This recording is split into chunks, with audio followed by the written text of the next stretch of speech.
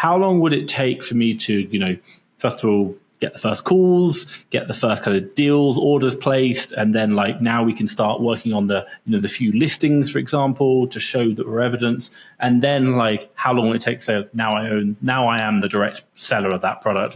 Talk me through typical timeframes that you see in this journey. Yes, it's definitely going to be slower than an online arbitrage, right? Because online arbitrage, you can find a product today, buy it, have it at your house and shipped out within the next, few business days. The life cycle, or the account opening cycle for Brand Direct, is definitely going to be longer on average. I will say there are outliers. The fastest that I've gone from initial contact to exclusive was 3 days. And that was because it was a recommendation to me from someone else who knew what I did and knew where the brand was. So it was just hey, you should be in contact with them because they need what you have. And so because it was a recommendation, there's already trust built. So I didn't have to go through the whole rapport and trust building phase. So that's abnormal. I would say for me, and I should get this data written down, but it's from initial contact to exclusive is normally going to be months. From initial contact to getting the first PO placed, if you've just started and you're making those 3 to 5 phone calls a day, I would say about 30 to 60 days, depending on how proficient you are on the phone. So if I start today, in a couple of in 2 months' time, I'm going to get a couple of orders placed, and then maybe within 6 to 1 year, I can maybe have the first few Brand Direct deals on, and they're going to last me could be up to a year, 2 years after that, depending on how it's going on.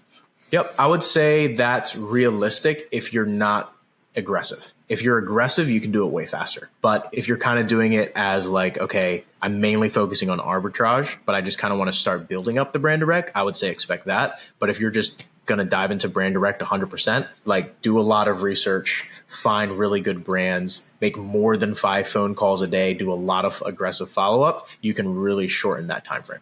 Interesting. Oh, I absolutely love it. And you talked about it earlier on, you had some brand, or you got a brand, you got a product, I think it's been going for a year, 2 years now. How do you maintain those relationships and keep them going? Yeah. What does that look like, and what advice do you have? Yeah, so we send monthly reports of what we're doing on Amazon every month to the brand. So what sales look like, how many units we moved, how much we spend on advertising, what coupon performance looked like. I'll add a few notes to it as well. But my team puts those together, and every month we send the brands a monthly report of what we did on Amazon with their products. So it's kind of you want to be seen to be being active and helping them to grow. And Correct. So that's going to help them.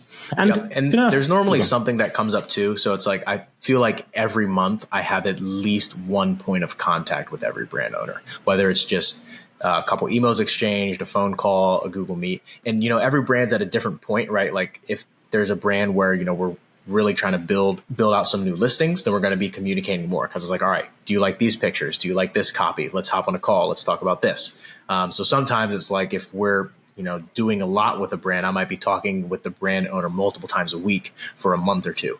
But then once things are set, then it's probably just, all right, here's the monthly report. Here's a monthly order. And then it's all right, things are great. And then it's pretty easy maintenance. Wow, I love it. And just coming back to the agreement with the brands, is it a handshake? Is it a written contract? What does that look like? Yeah. So like I said in the beginning, kind of a prove it deal, more of a handshake. And then I like to have them sign, and I also sign a contract. Now, to be completely honest, I'm not had a lawyer didn't draft it up. We're not going and getting it notarized. So it's not something that's going to really hold up in court. I'm not going to sue them over it. They're probably not going to sue me over it, but it does formalize the agreement. And it's hey, this is what I'm agreeing to provide to you. This is what you're agreeing to provide to me. And then this is the duration of the agreement. And then obviously it'll get tailored a little bit depending on the brand and if there's certain things that we discuss. But I do like to get that signed just to formalize it. And then that way, because again, just the act of doing that, right? It's all right, I made it, I signed it, I send it to them, they look it over, they sign it. It just helps to formalize. Are you struggling to scale your Amazon FBA business? Well, join the Amazon FBA War Room, which is a community that I've created whereby you can ask questions on our live calls, get free weekly training, and join a community of like-minded sellers. Get a free 7-day trial by checking out the link down in the description below.